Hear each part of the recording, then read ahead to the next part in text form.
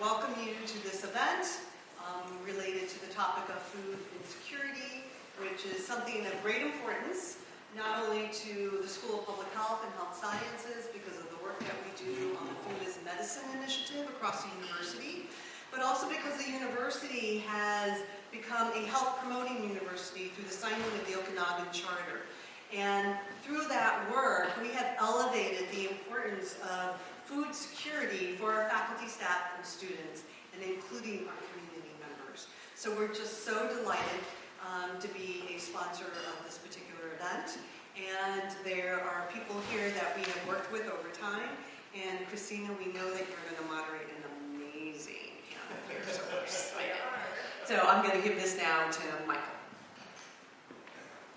Thank you so much. Hey folks, Michael Sakamoto here, Director of Programming of Performing Arts at the Fine Arts Center here at UMass, and also, more specifically, also in terms of Kristina Wong's residency here all week at UMass, the director of our now 30, going on 32-year-old Asian and Asian American Arts and Culture program, the only university-based program of its kind in the country, and longest running. So, moving to the University of Massachusetts land acknowledgement, the University of Massachusetts Amherst acknowledges that it was founded and built on the unceded homelands of the Pecumtuck Nation on the land of the Norrituk community. We begin with gratitude for nearby waters and lands. We recognize these lands and waters as important relations with which we are all interconnected and depend on to sustain life and well-being. The Pecumtuck had connections with these lands for millennia. Over 400 years of colonization, when Pecumtuck peoples were displaced, many joined their Algonquian relatives to the east, south, west, and north.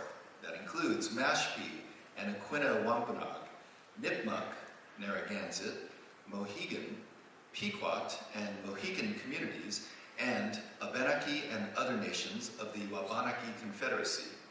These Native peoples still maintain connections and relationships of care for these lands today. We also acknowledge that the University of Massachusetts Amherst is a land-grant university. As part of the Morrill Land Grant Act, portions of land from 82 Native nations west of the Mississippi were sold to provide the resources to found and build this university. As an active first step towards decolonization, we encourage all of you to learn more about the Native nations whose homelands UMass Amherst now resides on, and the indigenous homelands on which we all live and work. We also invite you to deepen your relationships to these living lands and waters. And also, of course, thanking again to the School of Public Health and Health Sciences for co-sponsoring today's panel, and today's event is presented by UMass Fine Arts Center in collaboration with Grow Food Northampton and SPEHHS. You'll hear more about all of that soon. And of course, if you haven't already, please buy your tickets for this Friday's show. The unofficial, I'm going to say, world premiere of the first ever staged version anyways. Avant premiere, yes, sorry. Avant premiere. This Friday, 8 o'clock, Bach Auditorium, just a couple steps away from this building. 8 p.m. of Kristina Wong, #Foodbank influencer. fac.umass.edu is our website. Please tell your friends. With that, without further ado, I'm going to hand the mic to the esteemed Pulitzer finalist winning Kristina Wong. Hello, everybody. Hello, give it up for you. I'm Kristina Wong. The photo is not up, but a student referred to me as the fish lady. Because there's this, the poster for the show is a fish on the forehead. Yes, I'm the fish lady. I'm Kristina Wong, and my show is up Friday. I'm so happy to be be facilitating this panel, which is called Sex, Lies, and Food Banks. If you came for the sex, guess what? That's the lie. This is more about food access. When we got you in the door, and hopefully the creme brulee will keep you here. So, before I introduce our panelists, I want to give you a little taste of my show.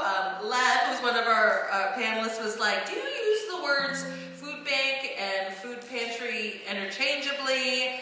And I was like, I'm so glad you asked that, because I have a song, and hopefully this is the correct song because I can't see on the bottom bar. Here we go.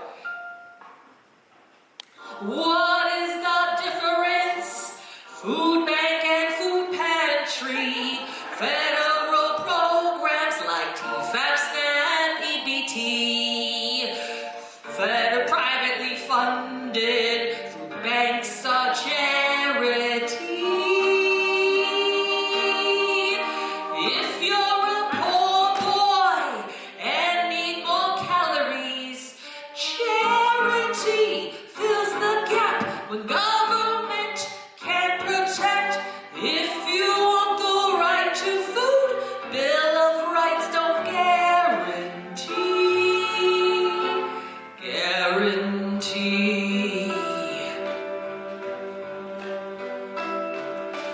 But you can own a gun. Guns aren't the same as food, but maybe you'll shoot your dinner dead.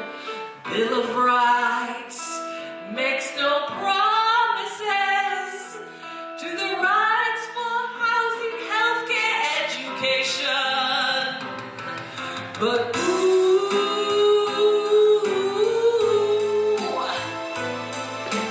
you can own a gun, which makes up for not having the right to food. Keep shooting your gun like it's your right to food. So hopefully that clears up some stuff.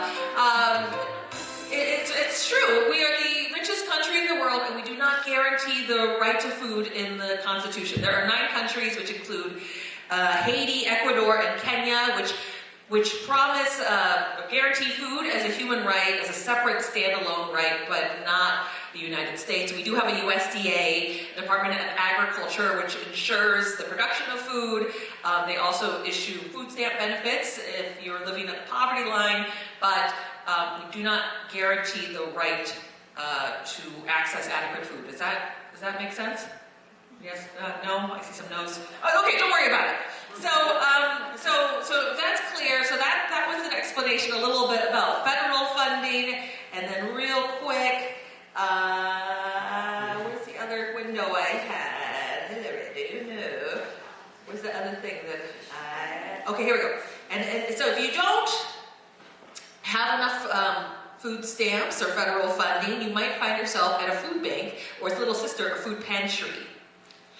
We are just a pantry, no major funding. They are just pantries, they have no trustees, no fridge or warehouse distributing locally. Back of church, back of school, supplement foods to go. Ration outsize foods to go. Foods to go. Ration size foods to go. Foods to go. Ration size foods to go. Foods to go. Foods to go. Foods to go. Foods to process. Foods to go. Go. Okay, great. So now that I've made the entire food system, emergency food system, very clear, and you're riveted by my performance. Yes! A Jeb Bush moment right there. Yes. Please clap. I think we're going to go ahead and introduce our panelists. We're going to be talking about sex, lies, and food banks, mostly food banks. So let's bring our panelists to come up and have a seat, and we'll have each one do an intro through. Yay!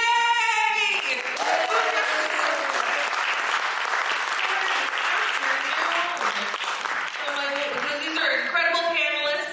I'm going to ask that you briefly introduce yourself and the role in your organization, if you're here with the organization, and what you're doing. Brief introduction to address food insecurity in the role that you play. Do I have to turn? Oh, it's on. It's Awesome. Great. Okay. Hey everybody. I'm Gaby Immerman. I'm wearing a few hats, I guess. My day job, I teach botany and horticulture, or as I like to call it, like plant love, at Smith College at the Botanic Garden. I'm one of the 2 Grow Food Northampton board members on this panel, and I've been involved with Grow Food Northampton, which is a 121-acre community farm in Northampton, for about 14 years. I'm sure we'll talk more about GFN. And I also want to identify myself as a fellow traveler, organizer, and ally in land justice generally with Black Indigenous land projects in Massachusetts and beyond. Hi everyone, my name is Terrell James, or TL or TJ, I go by any of those. And I am a PhD student here at UMass Amherst in the anthropology department. I'm also one of the co-chairs of our graduate student union, our labor union, GEO. And in addition to that, which I won't be talking that much about on this panel, but another thing that I do is I am a program guide for an organization called Fertile Ground, where I work with a consulting agency around food justice and food systems work. There I also work with Gardening the Community as a program guide, and I support youth education around the food justice world. As in this role as the co-chair of the union, my focus on food justice comes in terms of our work that we do around collective bargaining and a lot of the other issues that we take up to address our members' needs. I'm Lev BenEzra. I serve currently as the Executive Director of the Amherst Survival Center, which is a community-powered community center just about a mile up the road, where we provide a lot of different resources to help people meet their basic needs with a strong focus on food security. So the Amherst Survival Center provides free meals, free groceries. We also provide a free walk-in medical clinic. We have a resource center where folks can get help setting up for SNAP benefits or fuel assistance or accessing lots of other community resources. And we have a really robust array of community programming, everything from live music during lunch to office hours with elected officials.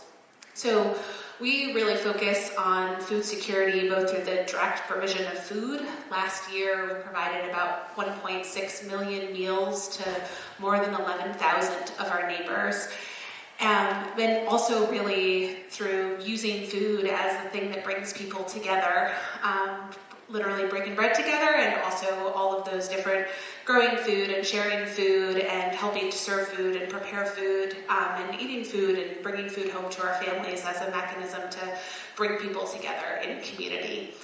So thanks all, and glad to be here today. Thank you. Hi everyone. My name is Aoki. I'm currently a board member at Grow Food Northampton, and I also work with the Hampshire County Food Policy Council, which is a new organization we're a couple of years in. I'm coming from it from a little different angle because I've had, I come from a pretty privileged background. Once I got to Massachusetts, everything went away, housing, everything. I mean, I was homeless, I had 2 small kids. Yeah, it was a mess. And I got into the system, which is why I'm on the other side of this. So I'm here kind of as somebody who can advocate from the feeling from the experience end, and I really care about this issue a lot because now that I understand it really deeply, and I still live in public housing, I haven't left, I'm still there. And I care about my neighbors and I love them, and I just want to make sure that people really understand, like, it's not easy once you're in the system to get out. And also, once you're in the system, it's really hard to get access to really healthy food. This is really, I think, the main thing. And especially like in school, if a kid is in school and they don't have access to the proper nutrition, how are they supposed to learn well and then graduate well and have good jobs and careers and all of that? So food is really fundamental to everything. So here I am. Thank you. So I would love to hear, we hear terms like hunger tossed around, which is a more obviously emotional word, and then there's another term, food insecurity. Which I feel, and a lot of folks will feel more accurately describes what most of the folks you work with are dealing with. Can you describe what that food insecurity looks like, or how you've seen it in your communities? How might it play out? I can talk about that. Sure. Yeah. So, I live in Hampshire Heights, which is a public housing complex in Northampton, and the way we deal with things, like it really took the pandemic for people to come out and be supportive of each other.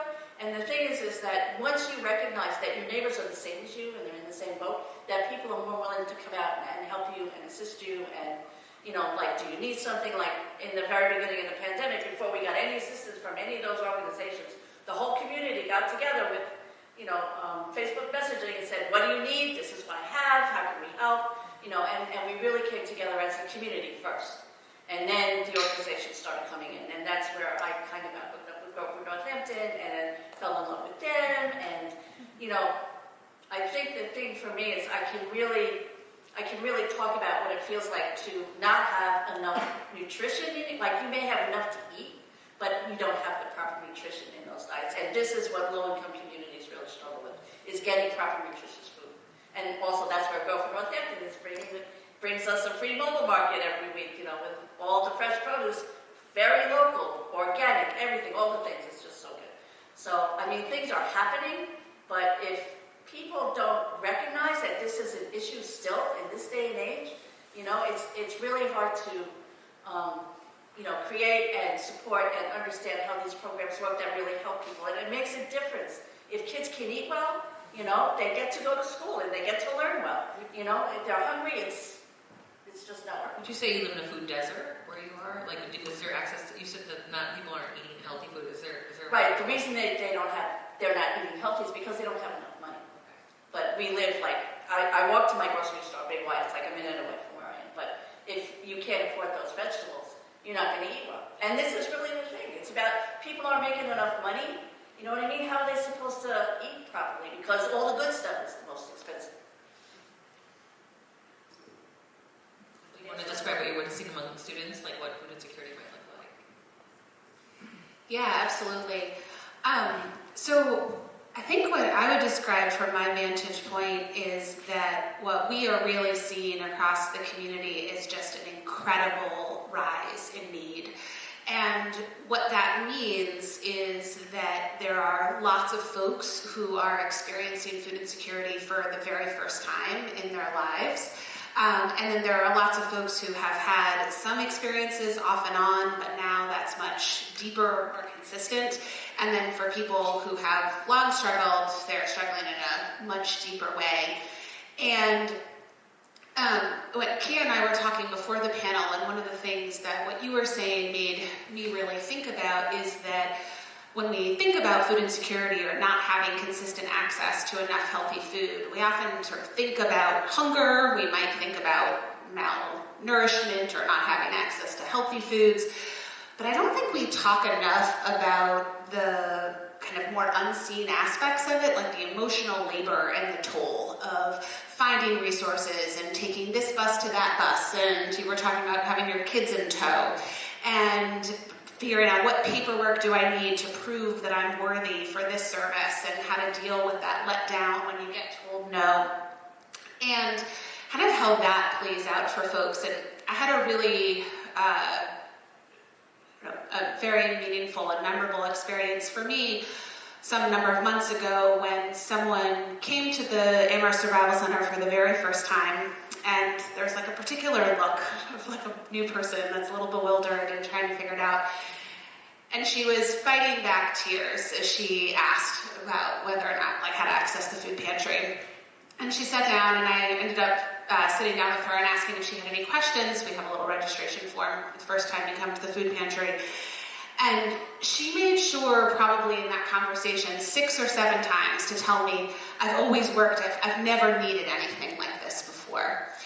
But she had recently gotten sick with a serious illness. She was out of work. She had watched her hard-earned savings plummet, and she was really, really scared. And she had gone to the doctors, and they were telling her to eat all this fresh, healthy food to help her manage her condition, but she couldn't afford enough food to eat, much less that stuff, and trying to figure that out. And so I think for her, right, food insecurity meant that she didn't have food, but it meant that the stress of dealing with this illness was 12 times higher, and it was limiting her access to healthy food. Or among students, we're seeing had about close to a 600% rise in the number of students that have come to the Amherst Survival Center over the last 5 years. And we hear folks saying, I don't have enough money for books if I am choosing between paying for housing and paying for groceries, or gas in my car to get to school from wherever I'm living. And those kinds of impossible choices then aren't setting people up for success, for being able to focus on their studies, for being able to make it through to that graduation, to be able, a student who's also a parent and is trying to juggle all of those things, being able to get to that next step, to do the thing that they're trying to do, to make a better life for their family. And so I feel like it's those kind of unseen, beyond the physical aspects that really are what food insecurity looks like to me in our community, is a whole bunch of missed out potential. Because when folks are focused on surviving, they're not able to be fully engaged and connected and like contributing all their gifts and wisdom in our community. And I feel like that's the piece that we're really missing out on. Terrell, you also see a lot of, you're probably immersed all over the campus. What do you want to see? Yeah, so I'll talk a little bit about this question in terms of the workers on campus. So UMass is a very heavily unionized campus, which is really great. We have 7 unions on campus. Those include graduate students, GEO, which is the organization that I'm the co-chair of. There's PSU, which is the professional staff, and that's their union. There's USA, which includes the clerical staff and administrators. There's AFSCME, which is like our buildings and grounds folks, our janitorial folks, the folks like I think of like actually run UMass and keep it functioning. There's MSP, which is the librarians and faculty. There's RAPMU, which is our resident assistants and peer mentors. Those are undergraduate students who live in the north and support the well-being of our undergraduate students. And then there's also PRO, which is the professional, PRO is the postdocs. So amongst all of those unions in the last couple of years, this year and last year, folks have been in bargaining, in collective bargaining with the university around the contracts. The majority of those unions have some sort of article that they've proposed to the university in their contracts to address food security, and here's why. In GEO, our graduate student workers, they are all rent burdened. We did an issue survey. 90% of our members are rent burdened. We have 1,600 members in our union, and we have a 2,700 bargaining unit. That means that's Can you describe what rent burden means? Yeah. So the way we determine rent burden for our purposes, I'm trying to remember exactly which organization we pulled it from. This was a couple of years ago when we did the survey data. Is if you're paying more than half of your paycheck, essentially, is how we determined more than half of your paycheck goes to your rent, then your rent burden. Say again, how many people are rent burden, or what's that percentage? Just in our union alone, it's 1,600 people. 90% of those folks identified as rent burdened and aren't able to make their rent. Aren't able to make all of their needs met. We also pulled folks around what are the things? What's your access around food look like? Essentially, 30% of our members indicated that they had to skip meals. This is also something that we saw with the USA union on campus. They did a survey last year, 2024, and 34% of their members said who participated in that survey said they also had to skip meals or cut meals in order to meet all their needs. The other thing I want to say about this is that there's PSU, which is the professional staff union. They're currently bargaining right now with the university. They have assistant food managers who work in the different dining halls on campus, and those folks are essentially reporting that they feel overworked, they feel overburdened, they're doing multiple people's jobs, they're underpaid and undervalued, and so those workers who are actually part of the food system and making sure people are fed are also feeling the brunt of the food challenges on this campus. So for me, when I'm thinking about this question, I think about what does it look like for our folks on this campus who work here to actually have food access? And from where my vantage point, every union I've talked to, workers are struggling around this issue. So I can say more about that later, but yeah. Gaby, you want to add? I'm just going to do a yes and, which is just to name that another way that you see food insecurity is our dispossession from land. And all these comments that have come up so far have used the word money.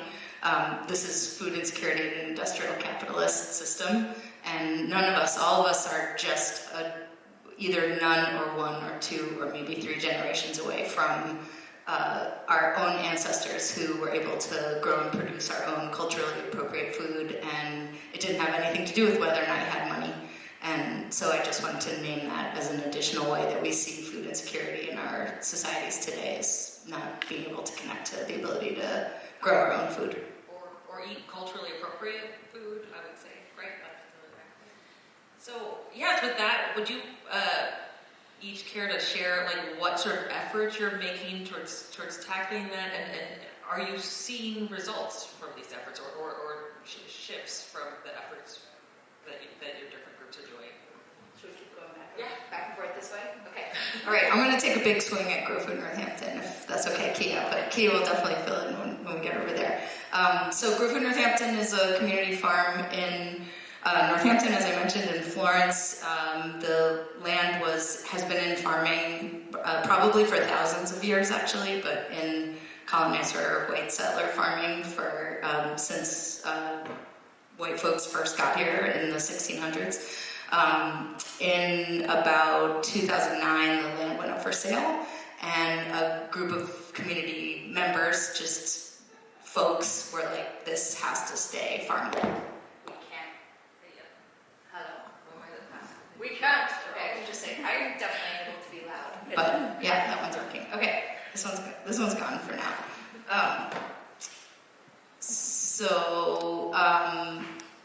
Long story short, the land was successfully preserved through a community fundraising, partnering with a local land trust, partnering with the city of Northampton. Very nerdy and fascinating process, but. Fast forward 15 years later, how is this piece of land being used? Well, first of all, we have a community garden on that parcel that has over 300 plots, 20 by 20 plots. So that's giving, 500 plus people the ability to grow their own food, make their own choices about food, and not just to grow their own food, but grow it in community with access to knowledge, access to solidarity, access to water, tools, sunshine, beautiful arable land. So that's one direct intervention. The next thing we're able to do is lease parcels of land to farmers who would otherwise be very challenged in getting onto land at all. Land prices around here, as you all can imagine, are insurmountable for most folks that want to get into farming, and so you can lease land at Grow Food Northampton on a sliding scale from $0 to $400 per acre per year. So for a maximum of $400, you can lease an acre of land and then be able to undertake a commercial farm enterprise. So that's how the land is being we are in relationship with that land in terms of folks being able to produce their own food. But of course, what's happening with the food that's being produced on that land leads to many other levels of relevant intervention. For example, Grow Food Northampton, now being a pretty robust 14-year-old nonprofit, owns 2 farmers markets in Northampton, the Winter Market and the Tuesday Market, and we're able to use those markets as a portal where we can also increase access to food by, for example, doubling the value of SNAP and HIP benefits. For folks for whom getting to those markets is a barrier, we're also bringing those fresh, local, healthy foods to 11 different sites all over Northampton and setting up farmers markets at which folks can shop but don't have to pay any money. So there's the dignity of being able to choose your own food, but there's no barrier in terms of the cost of the food. Not last, but I guess maybe one more thing I want to mention is that every single elementary school kid in Northampton is making a field trip to this farm every single year, K through 6, is that right? K through 6?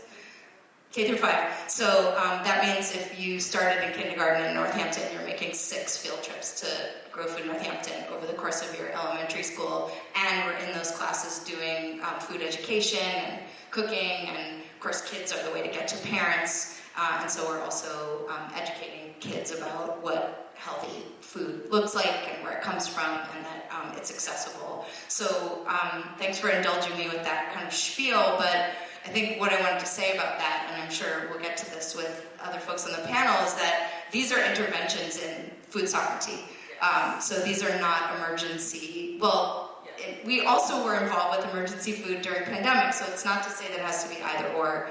And I guess even today we're in emergency food system in important ways. But why I wanted to detail some of those interventions was just to say this is what returning people back to the power and sovereignty of being able to make their own choices and have access to their own food without the barrier of money. Yeah, and thank you for that clarification, because I did do this beautiful song at the beginning about emergency food sources, but I would say that our panelists here are in that in-between mutual aid space that isn't, that is about community building and advocacy. So I think another interesting, Elisa had maybe it was Elisa or Helen, I can't remember, it was, because we were, you both drove me to and from the radio station, but some of your farmers are using the snap match, which I thought was interesting, right? That one they are growing food, but also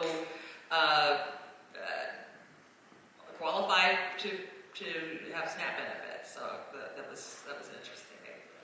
Ria, did you want to add anything to what Gaby was sharing about Grow Food Northampton, or in terms of the efforts made and results? Yeah, I can actually, again, talk about it from an experiential point of view, because when I first met Grow Food Northampton in Hampshire Heights was when they, and this is just before the pandemic, was they were bringing a mobile market to the neighborhood with fresh vegetables, but we were using our SNAP dollars to pay for it, which was fine at the time. It was fine. We weren't thinking about it. I mean, that's fine. But what happened was, so a year after that, the pandemic hit, and then we were kind of on our own for a little bit, and then Grow Food Northampton did come back and say, and actually came to my house, and Michael knocked on my door and said, "Can we have a chat for a minute?" We came out 6 feet apart. What do you think the neighborhood actually needs? And I said, we need fresh stuff, because we were getting like all of this surplus junk from the survival center, which people were literally putting in shopping carts and leaving it by the dumpster. That's how bad the food was. And so we just need fresh stuff. We needed, onions, carrots, just stuff to make soup with. Whatever it was fine, but as long as it was fresh produce. And so that's when the free mobile market from, I guess it was from ARPA funding or whatever funding came from the government at that time, they were able to buy all this fresh produce, locally grown produce, and distribute it to all the low-income families. 11 sites is what the total was at the time. The other thing that they do, because we also have a community garden in Hampshire Heights, and so it was put in by, it was a collaboration between Cooley Dickinson and United Way, and after the gardens were built, Grow Food Northampton took over and helps us maintain those gardens, so we have 12 beds. There are 90 homes, and we service I'd say about 60, 70 people with the community gardens. So these are things that are actually happening in the neighborhood as a result of the work that Grow Food is doing, and just people really. Honestly, people love Grow Food mainly because they come to the neighborhood, they do events, we have all kinds of kids stuff going on, in the different seasons. I mean, it's really become something that has been so profound in community building. It's just really been like, the community has really come together in a way where we're neighbors now. We know each other, we talk to each other, we hang out, we have events, we do barbecues, we have cookouts, we share recipes, because since it's a really diverse neighborhood, a lot of people, they grow different things, and I may not see, like, if something is being grown in a next door bed to me, I'm like, so what do you make with that, and it's, let's do a thing, and then we share recipes, and we learn how to understand and learn about different types of food, so it's been really cool. But it's really the maintenance for these kinds of events comes from Grow Food Northampton, so I think it's not just like being able to help in an emergency, but the continued community building, that has been really helpful, especially around the food stuff. Would you want to describe any interventions your group has been doing and changes you've seen? Yeah, absolutely. So as I shared at the beginning, the key intervention that the Amherst Survival Center is engaged with as far as improving food security is giving folks who need food. And we have made a lot of efforts over a number of years around really doing that in a way that supports people fully and helps them, instead of having to be like getting a couple things here and a couple things there, or foods that you don't like, or those pieces, you're kind of talking about sort of getting something that was predetermined for you, really emphasizing choice and dignity and healthy food and culturally appropriate food. So our food pantry now offers any household that comes up to 2 full weeks of groceries every month. We also provide hot meals every day that we're open. We serve about 300 hot meals a day.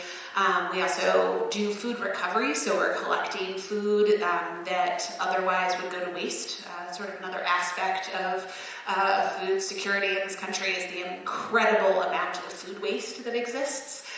So the example that I always give on that front is like a prepackaged bag of orange. If one orange gets mushy, the store oftentimes actually gets rid of that entire case. And so we have volunteers that go out every morning to about 15 different stores and restaurants and pick up that product and then come through and sort it. And so the mushy oranges go into the compost and the beautiful fresh oranges get distributed for people to eat. And so all of that comes together amounts to those 1.6 million meals that I referenced. And I think we do a survey every year of our food pantry shoppers, and in the last one that we did, of the folks that responded, 97% said that because of the Amherst Survival Center, they were more food secure.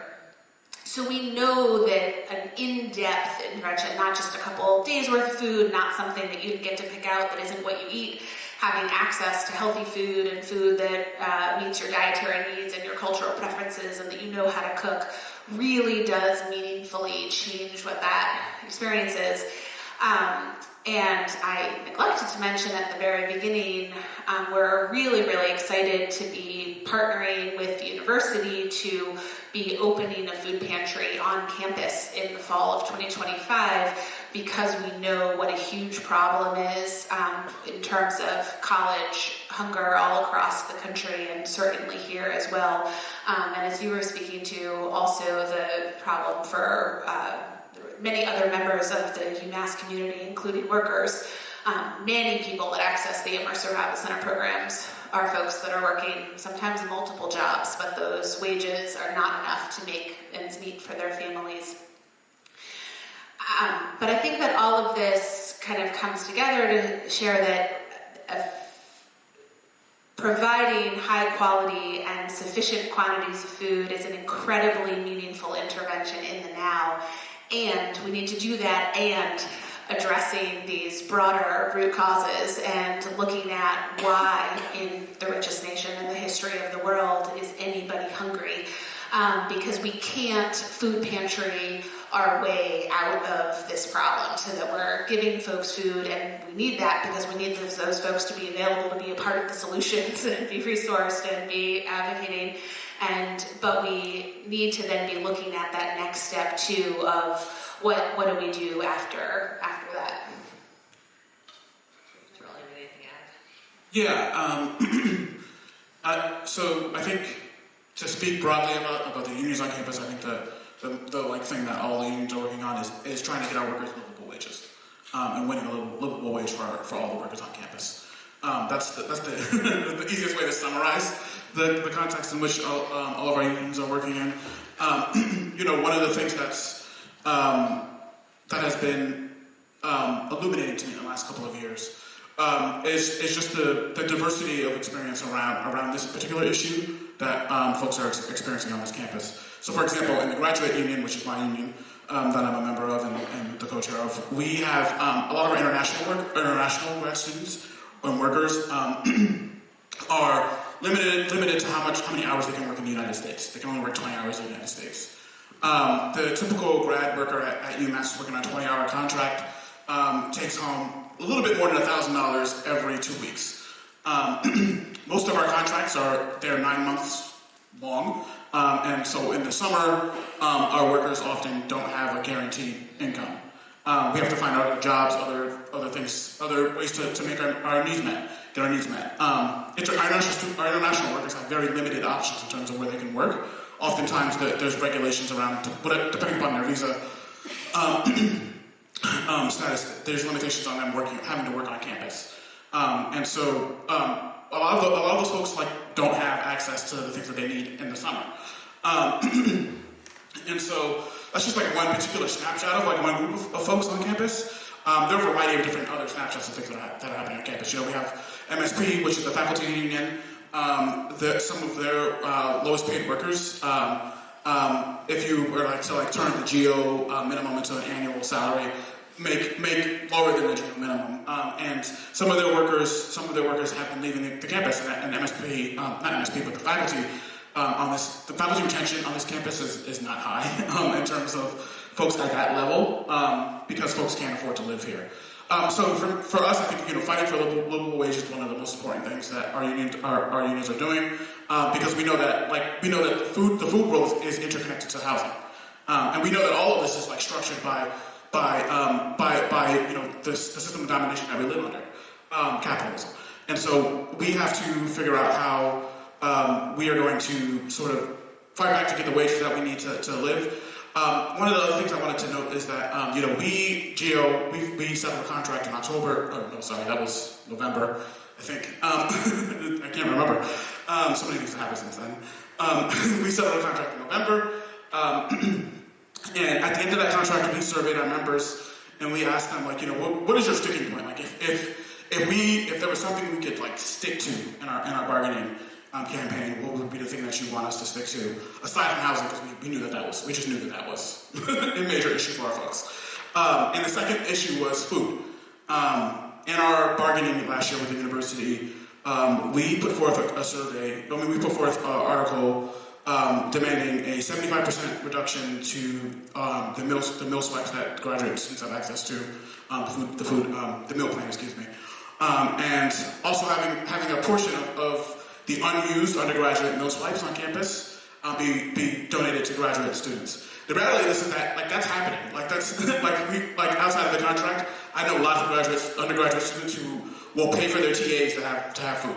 Okay, that's a great point. If the person grading you is getting your meal. Yeah. But that is happening, informally. Yes, informally that's happening. And so the other thing I'm going to say is there's mutual aid networks happening on campus.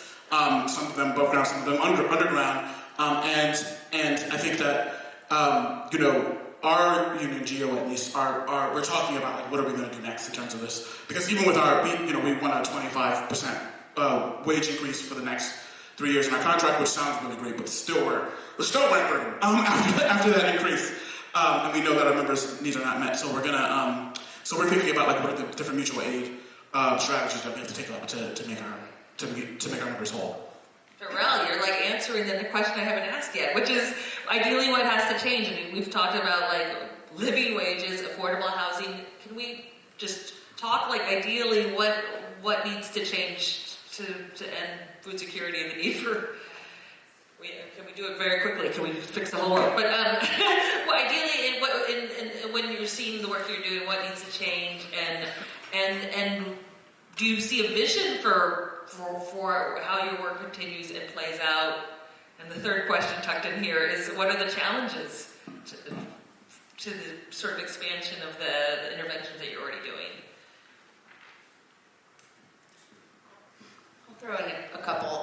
Well, one is I think the acronym USDA got mentioned, and I just want to say that to the extent that the federal government historically has shown up into this space, I don't think that's anything we should be taking for granted in this moment. And although that is scary and dismaying, I also kind of wonder whether it will inspire the kinds of mutual aid, community solidarity networks that we actually really need to survive. I don't know, I'm a person who never really believed the federal government was coming to save us anyway.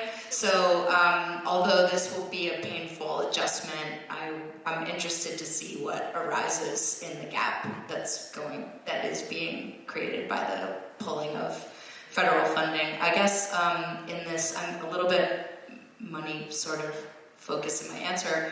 I just wanted to name that when COVID hit, in addition to ARPA funding, we also raised about $250,000 in like a month from, I will just say, with love, the bourgeoisie of Northampton. And so the other thing that I want to say is that food insecurity coexists with food overabundance and resource overabundance. And so I'm fully prepared to be accused of socialism by saying this, but I'd really like to see networks of care and folks that have more than they need understanding their responsibility to their literally next door neighbors who don't have enough. Because I actually think I'm sure Lev will agree with this, there's plenty of food. Yes.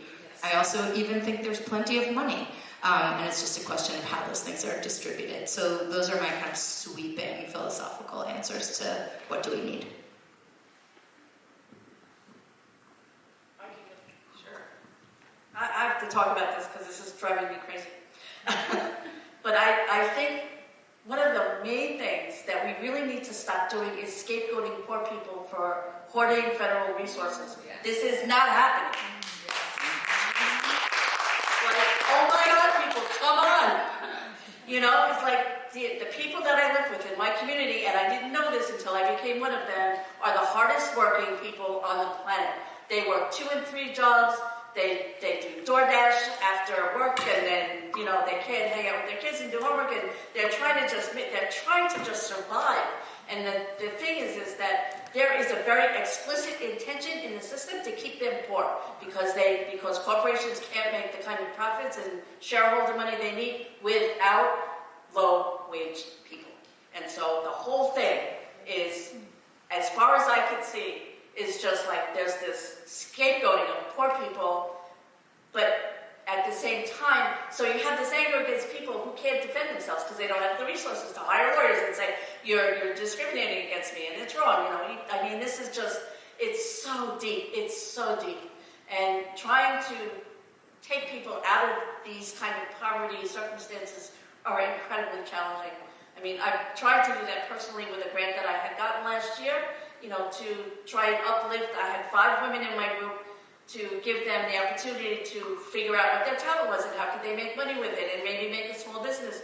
And we'd gotten very close, and my funding got yanked with the new administration. So that's out. You know, like they don't want to help people. They really don't. But we can help each other and in the community. And here's the last thing I'll say.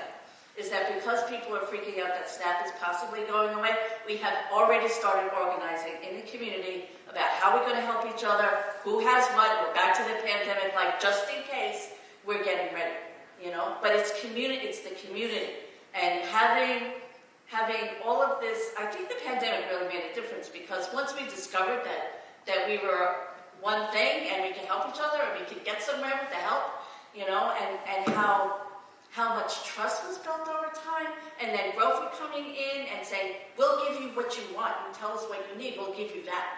And people say, you mean I can have an onion? It's like, yes, you can have an onion. You want carrots, you want whatever.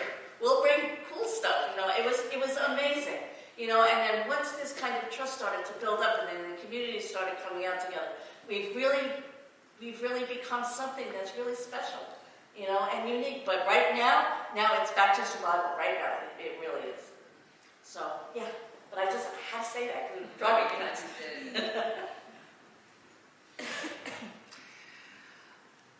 I think I will just, yes, and I will echo all of these comments that we've heard. I will say a really immediate, 2 folks that talk about the incredible threat that SNAP is facing right now. And I do think it's really important to take a moment to recognize the scale of this. We are talking a lot about the emergency food system and food pantries and food banks, and for every meal across this country that is provided by every single food bank, pantry, meal site, shelter, everything, 9 meals are provided by SNAP.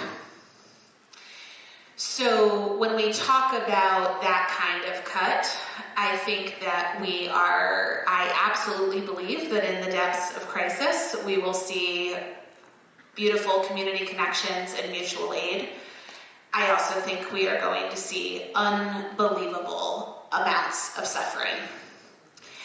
And so I will say that right now something that every single one of us can do is to call all 3 of our Congress people, wherever you live, every single day and tell them to absolutely take every action possible to protect SNAP benefits at this time and those core social safety nets. Because I think we need to build the community and do the mutual aid and do the organizing and support each other and create the avenues for sharing wealth and redistributing and making sure that folks have food while we also have that benefit at least somewhat intact, because we are really not prepared for what is going to happen with that. The emergency food system cannot pick up that brunt. Yes. And I think if I can, I'll just close. Folks are likely familiar with the amazing activist and lawyer Brian Stevenson, and he is known for saying that the opposite of poverty is not wealth. The opposite of poverty is justice. And so I think as we think about what is the solution to food insecurity, it's pretty much like the solution is justice. The solution is justice in wages, justice in housing, justice in land, justice in access to childcare and transportation. The solution is justice.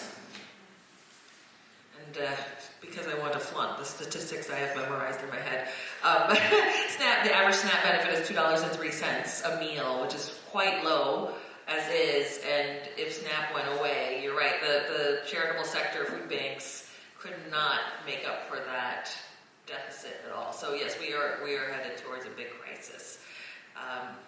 Terrell, did you want to add anything about what needs to change? Yeah, I just want to echo the things that have already been said. I think everyone said the things.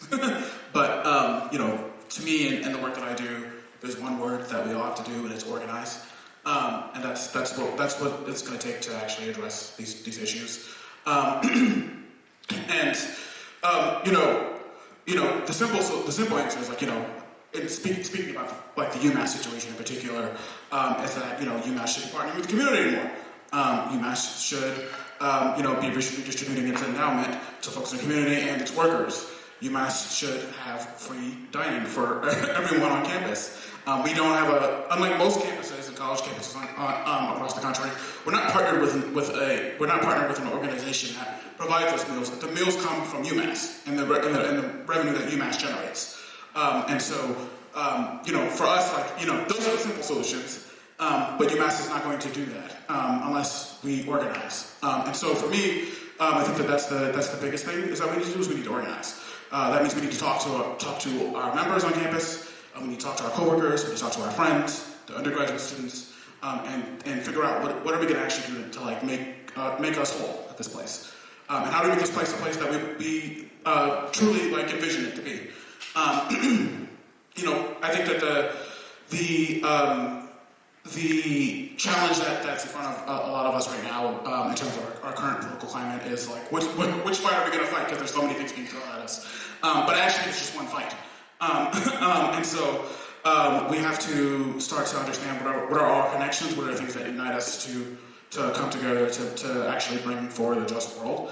And through that, I think that we actually will be able to address, food security, lack of housing, all of these issues. And so, to me, I know this is it almost feels like an abstraction, but it isn't. It really isn't. When I say organize, what that means to me is actually getting to know the people who are in the room with me, getting to know the people who live next to me, who live in my community, who live in my town, my city, my neighbors, talking with each other, talking about what we need, and then identifying how we're going to get that need, and then doing it. And so for me, that's the solution. This makes me feel very affirmed about my own show, which sort of leads in this direction of community is where it's how we build community. Do we have any burning questions? I think we take like 1 or 2 super burning questions in the audience for any of our panelists. Or remarks or compliments over here. Yeah, I guess I'm sitting here trying to imagine that I have a hat on of a UMass trustee or somebody high in the university system. What barriers would they list to creating the kind of situation you just described, TL? I mean, it seems to me that you're talking about reimagining a university that has all the different justices that were laid out, and rightfully so. But a lot of things would have to shift. Things would have to give. And I'm just kind of wondering what vision allows for the support of the folks who live and study here the way you described. Yeah, I'm gonna get in trouble with that question, but I don't care. Because to me, like in my world, like there wouldn't even be trustees to start off with, and so that's a whole different. Like we would all be the trustees in my world, because we are the folks who actually like live and work and play, organize, and do the things on this campus. Even folks who aren't working at UMass, like the folks on this panel, like are connected to this place. Because it's a network, it's a community, it's an ecology. And so we should all like actually have a say in what happens here. It's our community, it's the thing that we feel is important. And so I guess for me that's kind of the start of that, but like to go back to your question, like, you know, one of the barriers I think that we heard this from the university when COVID first hit. There was a lot of folks who weren't around didn't know this, but a lot of workers on campus had to take furloughs to quote unquote save the university's budget. But the university has an endowment that would not open. And the consistent thing that we've always heard about the endowment is that it's for like an emergency. It's a rainy day fund. What was more than an emergency than the pandemic? I cannot understand that. What was more than what emergency are they imagining that was worse than the pandemic? And so, I guess like for me, like it's difficult for me to understand like some of the logic behind the decisions that some of our trustees are making, because I have been on this campus for so long. I've seen so much like suffering and like people not being satisfied in this place, but also like loving this community. I don't know a single person on this campus who like doesn't love this community, but is also feeling like this place is like taking a lot from them, and so. I quite frankly don't know what the trustees are thinking about in terms of like what it would take to shift this. I know that they're bound by what they can do in terms of federal law, etc., federal and state laws, etc. I know that that's a real thing, but I also think it's a little problematic that we're not like who's ever seen that. If a trustee walked in this room right now, how many people could raise their hand and say I know who that is? That's problematic, in my opinion. And so I guess, yeah, I'm just going to end it with that, but yeah. There was some lobster dinner, right? That was sent to Risa. You sent me an article about a lobster dinner that a trustee had. Was that? It was the head of dining services. No, it's like, but it was a very expensive lobster meal that had happened on a dime. No. Yes, Elisa. I heard a little bit about land from you, Gaby. I'm really interested in us kind of zooming into a local food system versus this kind of, national food system that clearly is failing us, that clearly is destroying the environment. Can any of you kind of like zoom in on local and also connect it to land access? I know that in Massachusetts, since the 1940s, we've lost, I think it's 80% of the land, agricultural land, to grow food. So if you could talk a little bit about, how we create a local food system, what that means, and how it links up to land access to grow food. I can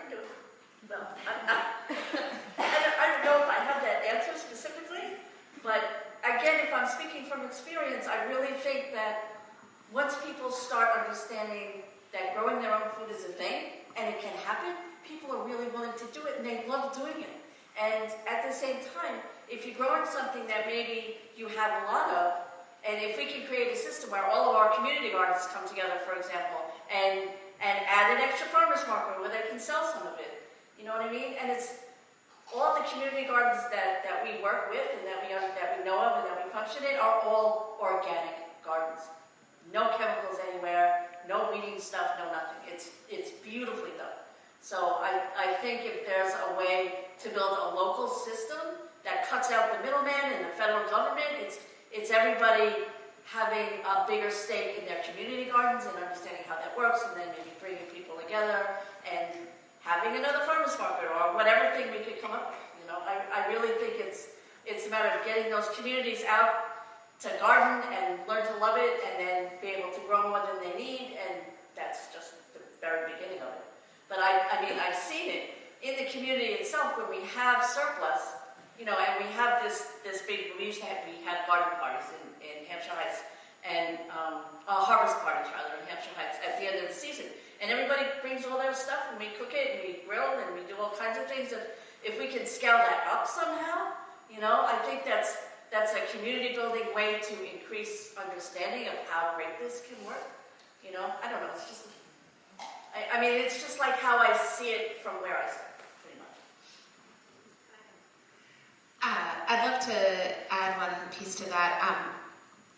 We at the Amherst Survival Center have this amazing opportunity to be a part of a program through the Massachusetts Department of Agricultural Resources that provides funding specifically to support local farmers and growers, local food producers. And they do that by giving organizations money to buy food directly from local food producers in order to give to people that need food. And as we were engaged in the planning and thinking about this, my colleague Sam did a lot of the initial farmer outreach, and the requirement for this grant project, their definition of local food, was that the food be produced within 400 miles of wherever your location was. And they had a specific percentage, a high percentage, that had to be Massachusetts grown. And as we went into this, I believe it was 95% of the food that we are purchasing through this project is produced within 25 miles of the Amherst Survival Center. And I don't know about any of you, and maybe it's just a failure of my own imagination, but like when I think of local food, I think about farmers markets. I think about produce, I think about what folks grow in a garden, and it really hadn't occurred to me that there was a local producer that makes flour. We now have flour in our food pantry from ground up grain, or local meat, or seafood right from the seafood is the 5% that's not from within 20 miles, because no one wants to eat seafood from within 20 miles of Amherst. And so, but we have seafood right off the coast. And so I think that when we think about our local food system, right, remembering to think beyond produce in that seasonal growing period to all of the rest of the food that's being produced locally. But I think the other factor of that has to be thinking about how do we support our farmers. And that is the other part that, at least for me, has come out of this project, is really hearing from the farmers how important this is, and that revenue stream. For us, also seeing, we have an amazing network of farmers, our Farmers Fighting Hunger, that donate produce regularly in their surplus produce, and also just produce that they grow specifically for us. But a number of those incredible long-time farm partners have closed. The pandemic, the floods and hurricanes that we had, right, it is really, really hard work to be a farmer. And so I had not heard that statistic in terms of the amount of land that we've lost, but I think in terms of keeping the land that we have has to be the question of how are we supporting the people that are doing that incredibly hard work of farming and making that possible for them to keep going, and then making sure that the links are there to make that food accessible to folks in our community. Folks know how to stay in touch and find out more about the work you're doing.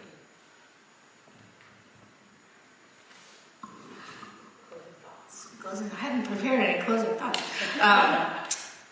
I just want to call out, because I can't get it out of my head, that I'm happy that you're doing a food bank at UMass, but I don't understand why UMass is opening a food bank instead of giving free swipes to everybody. UMass is feeding, 25,000 people 3 meals a day here. Some of the best college food in the country.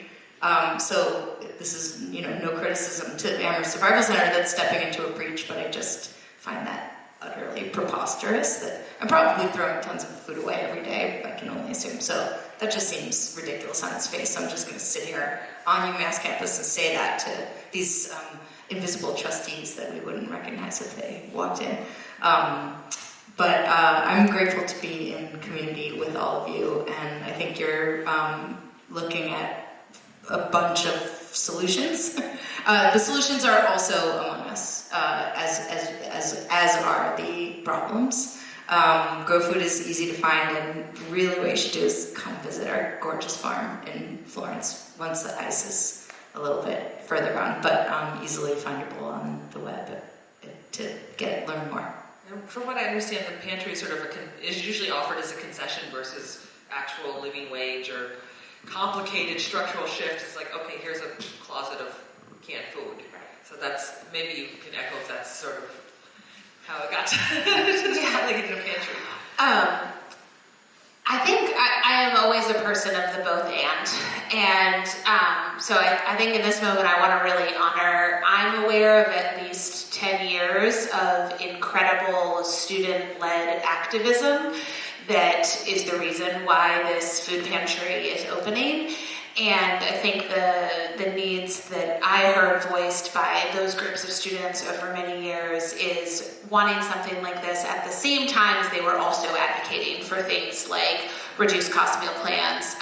But I think it's really important to remember that, and again, I said earlier, I don't think the food pantry is the ultimate solution to any of this, but I think it's also really important to remember the many diverse experiences that we have on a college campus. So when I talked about the incredible increase of students coming to the Amherst Survival Center, a huge percentage of those are students who live off campus, many of whom who have families. And so going through and eating like a cafeteria style meal or an amazing meal in whichever dining commons or whatever is not the sole solution. So I think that piece in terms of the access to groceries is really filling, that important need. And I think it's in all of these pieces, right, it's the both and so I think that's the part that we need to navigate as we think about any of these like immediate interventions is how do we make them not a dusty closet of food? So when the pantry opens, it's going to be a large retail space with a lot of fresh food, and we've been really excited about input from lots of students via surveys and listening sessions about the types of food that they want and which types of things that they want fresh versus easy to prepare, and overall like what folks are asking for is fresh food that they can cook. So I think that piece is like an indicator there. But I think it's like we have to think about, right, it's the both and. So how do we both provide that at the same time as not having the presence of that be a reason that we're not doing these longer term pieces, and that like a living wage for workers and that exists all across the board. And so I just feel I believe that as communities and as people, we can hold both, meeting needs in the moment and working towards longer term justice. And I guess that's the piece that I really hold. And I want to give a little shout out to the decades, or at least a decade that I'm aware of some really serious organizing that brought this to fruition, because a lot of people worked really, really hard to work towards that. And at the time, and I think it's a really exciting piece to have leadership be responsive to those efforts from students and their vision for what was needed.